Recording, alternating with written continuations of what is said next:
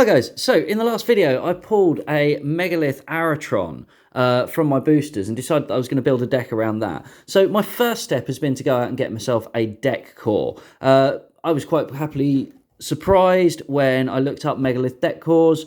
An awful lot of less popular archetypes, you'll actually find the deck cores are fairly cheap. And the deck core for the Megaliths was, I think, about £4 or £5, so not hugely expensive.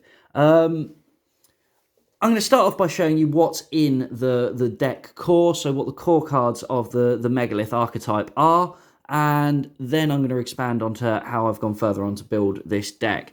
So, first off, Megalith is a bit of a weird archetype. It is a ritual archetype, and there are no non-ritual monsters that come with this archetype.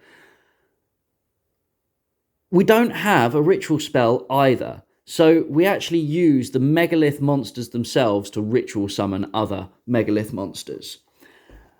My 3 level 8s are able to be discarded from the hand to ritual summon from the hand. My level 4s and my level 2, once they're on the field, can allow me to perform a ritual summon. So it's not too bad getting some of the Megalith monsters out, but you've got to get a decent start.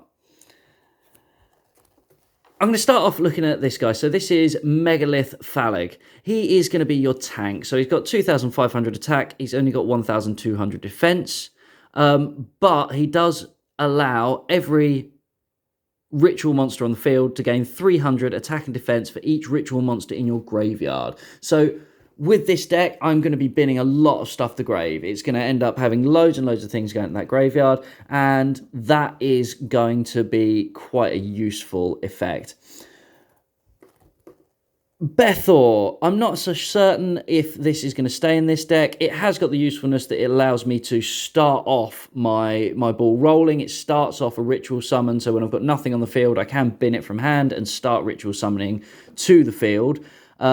It's only got 1,500 attack. It does have 2,600 defense, so it might be quite a useful defense position monster.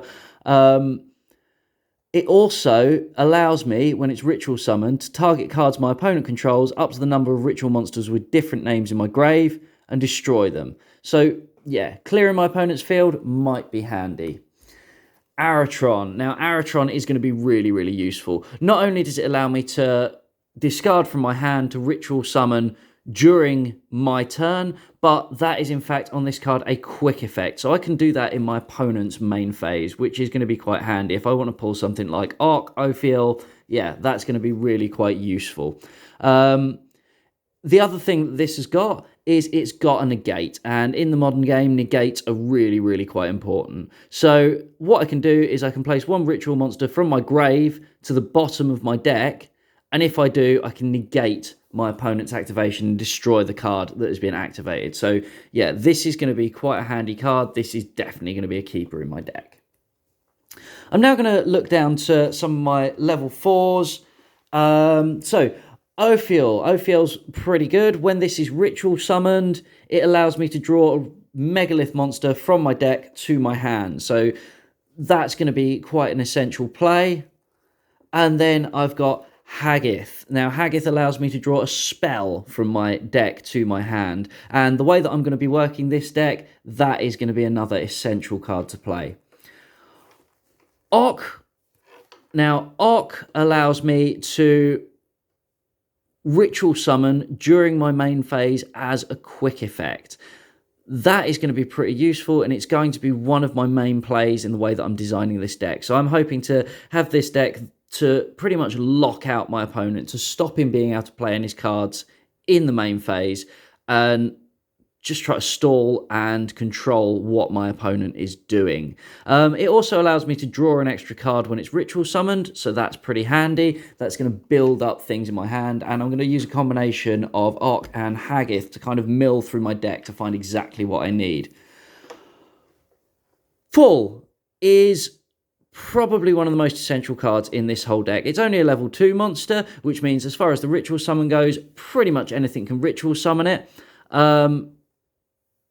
It also allows me to target a ritual monster in my graveyard once it hits the field, return that to my hand, and make pulls level the same as the one that I've targeted.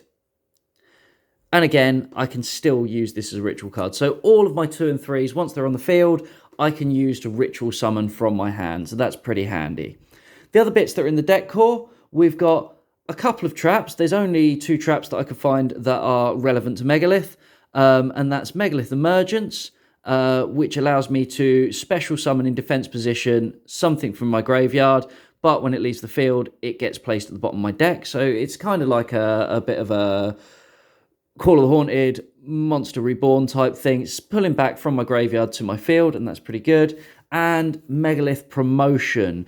Target 1 level 4 or lower monster I control. Its level becomes double its original level.